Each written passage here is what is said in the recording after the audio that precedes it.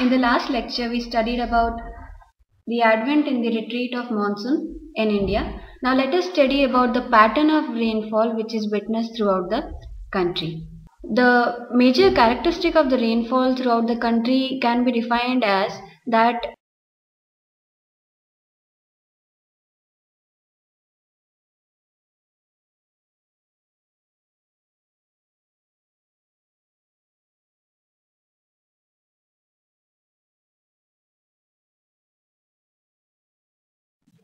the rainfall increases from east to west in the southern part of the country and it decreases in the northern part of the country. The reason behind this can be taken as that the southern part of the country is basically affected by the Arabian Sea branch of the monsoon, which shows its major effects on the western Ghats.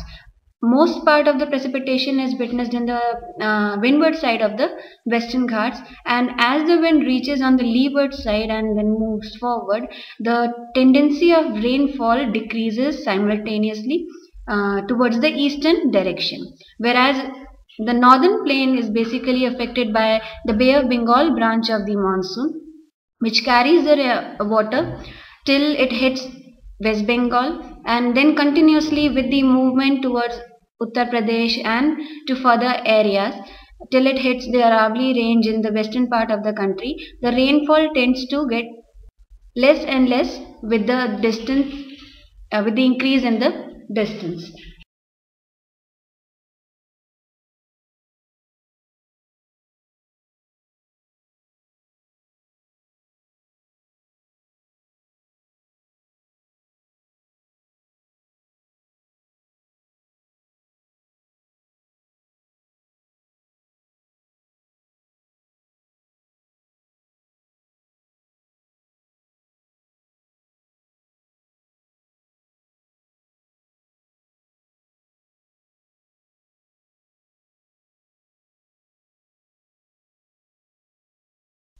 Pattern of rainfall in the northern plains.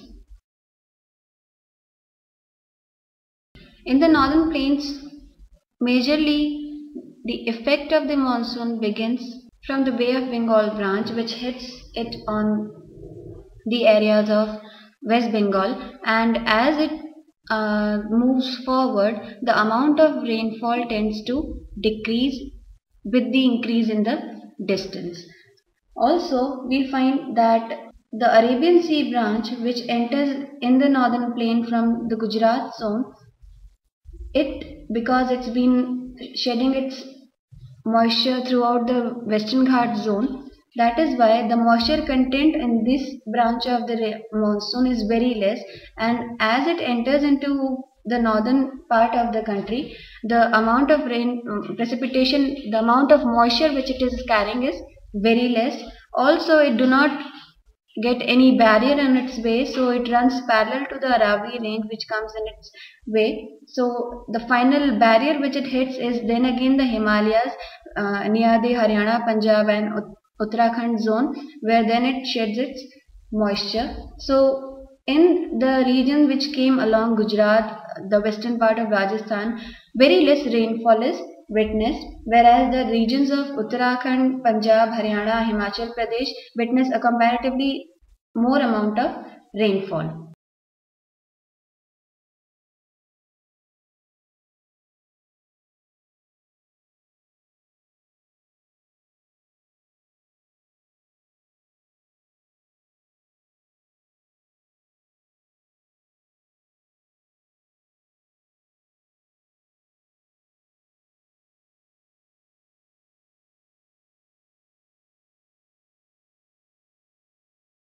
The Bay of Bengal branch of the monsoon majorly shows its effect in the eastern part of the country, to be precise the regions of Assam, Meghalaya, Bengal. These regions we find that there is a lock of mountains, as I told you earlier, that the Purvanchal ranges, the Garo Khasi Jayantia hills and the Himalayas, they create a trap for the rain bearing winds and they do not allow them to cross over, so they are forced to shed all the moisture they've been carrying in these regions only, as a result of which we find that in this region excess amount of rainfall is witnessed and the place which witnesses the highest rainfall in the world is also situated here only, Mawsynram, where the maximum amount of rainfall is witnessed.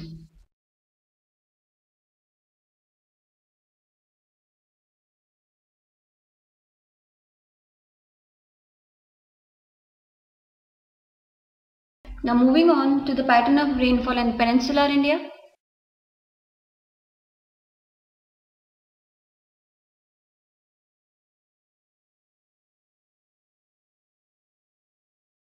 The peninsula part of the country is majorly affected by the Arabian Sea branch as it hits the Western Ghats on the western part or on the windward side, and the amount of rainfall which is witnessed in the windward side of the Western Ghat is tremendous. It is more than 200 centimeters, and as the wind reaches on the other side of the mountain, that is on the rain shadow areas, the leeward side of the mountain, the amount of moisture which they've been carrying gets very less because they've already shed it on the windward side of the mountain. So as it starts moving towards the east, the amount of rainfall they cause in the regions also decreases simultaneously with the increase in distance. That is why we find that on the windward side of the Western Ghats, a lot of rainfall is found. There are rainforest in this zone. We find the backwaters of Kerala, we find lagoons, we find areas where a lot of rainfall is witnessed, whereas when we reach inside the land in the continent, we find that the rainfall gets less and less with the distance from the Western Ghats.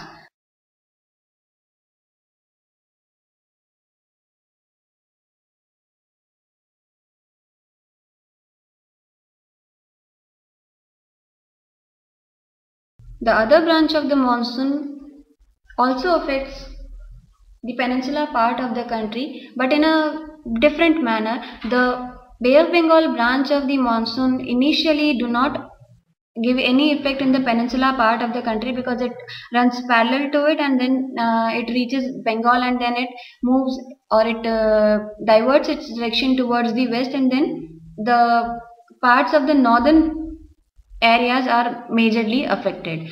But with the retreat of the monsoon, we find that this branch of the monsoon gives its effect in the peninsular part of the country, to be precise in the region of Tamil Nadu.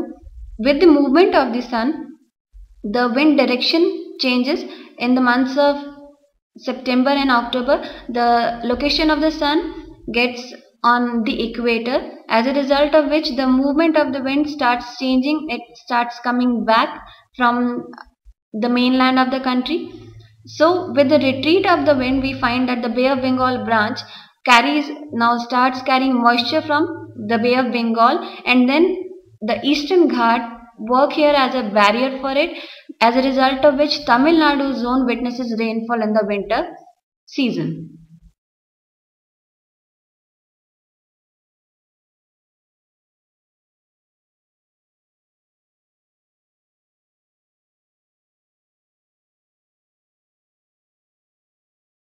Another interesting activity which is witnessed with the retreat of the monsoon is October heat. Like I told you earlier, that with the advent of the month of September, the location of the sun is on the equator. That is, the heat belt has changed and it has shifted to the equator. With the movement of the heat belt, what is witnessed here is that the movement of the wind also starts changing back. The wind start retreating from the mainland of the country. Now the movement of the wind is from land to sea. That is, they are running parallel, and as the monsoon is already over, so all the moisture they've been carrying is over with them. The skies are almost very clear in the month of October. But what is different in this month is that the moisture after the monsoon is still present in the land, and the temperature is high, but the winds are running dry. At the same time, we find moisture in the atmosphere. All these mixed climatic conditions create a mayhem with the temperature and with the climate, the weather condition of the surrounding areas. And in this month, we find that the humidity is there, the temperature is very high, and the temperature is very high in the daytime, and it kind of falls down in the morning and evening time. So it is completely different, a mayhem, a chaotic temperature difference is witnessed in this time period. That is why this chaos of temperature is known as the October heat.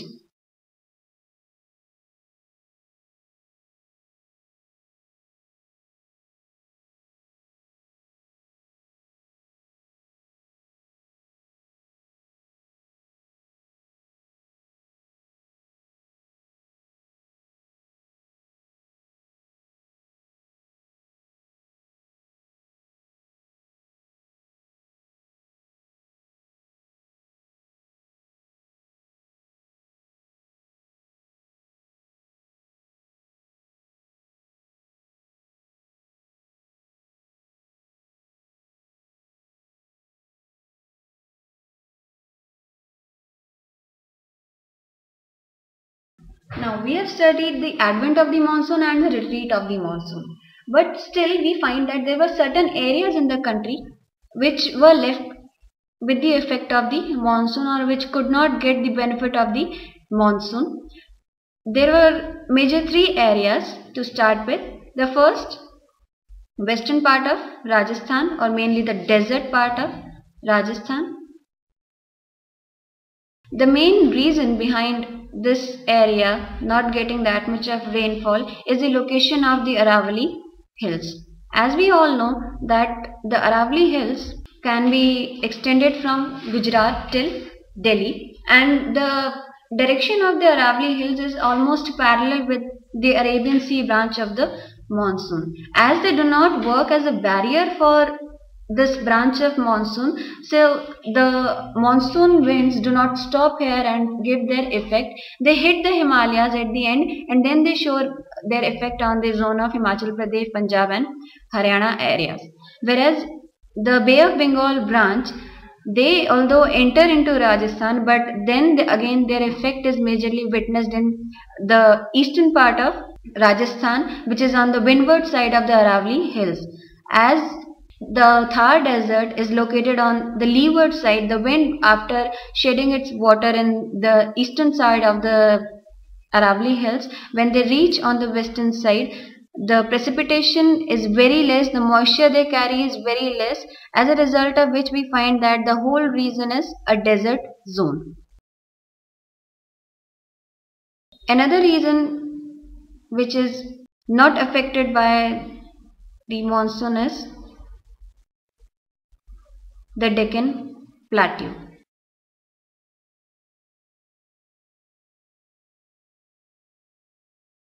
The main reason behind this is that the Deccan Plateau is located on the leeward side again of the Western Ghats. The monsoon winds which hit the Western Ghats on the western sides, when the monsoon winds reach on the other side of the Western Ghat, they carry very less moisture, as a result of which we find that the Deccan Plateau is not blessed with that much of rainfall.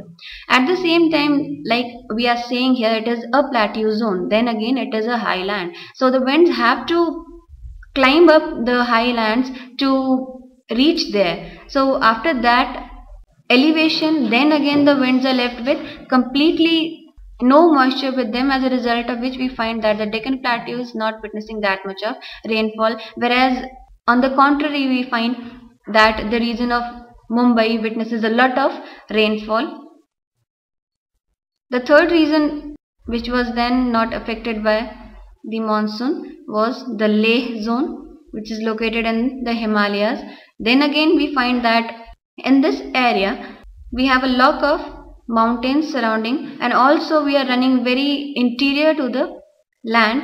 So if the winds have to travel that long in the land, then the moisture content decreases with the distance, and the location of Leh is among the mountains, so very less wind reaches there, as a result of which we find that Leh Ladakh zone completely is a cold desert, because the main effect which is shown here is of the northeastern wind, which carry the cold temperature with them, and then they show their effect in this zone. So majorly these three areas were affected, and did not get the benefit of the rainfall.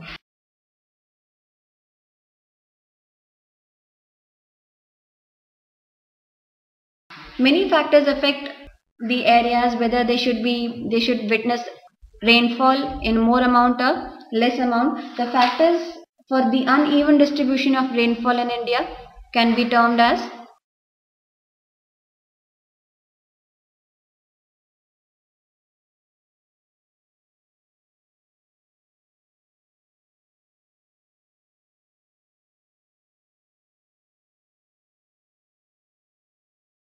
first, relief or topography of any place. We find that the region which are located on the windward side of the mountain witness more rainfall compared to the regions which are located on the leeward side of the mountain. We can see the example from the above three places which are mostly located on the leeward side of the mountain, as a result of which they do not witness a lot of rainfall. The wind direction.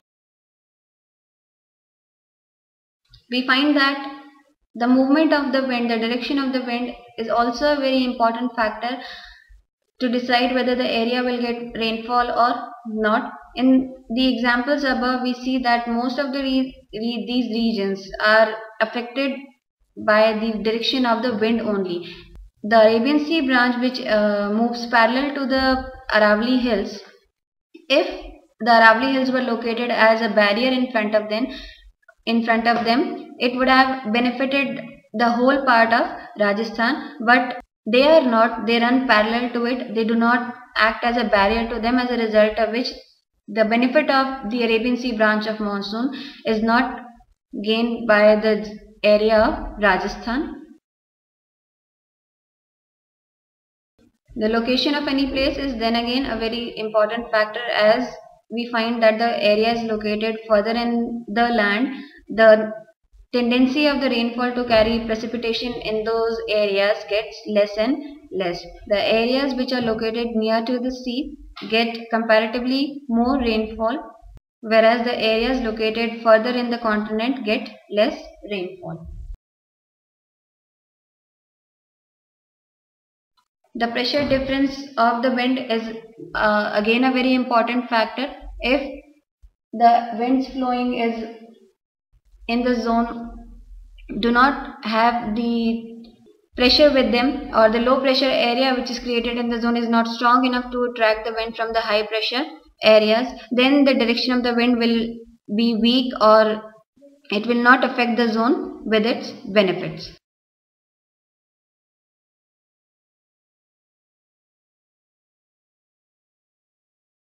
The Indian climate is termed as monsoon type of climate, whereas it is not the only season we witness. Why is that so? We can say that the monsoon is the only season which is long awaited by all part of the country in an eager manner. We find that monsoon is welcomed, is witnessed throughout the country around the same duration, and is welcomed. It comes after a very long spell of summer season, a long dry spell, so it brings happiness, it brings precipitation to the whole zone. So we find that monsoon can be termed as a unifying bond for the country.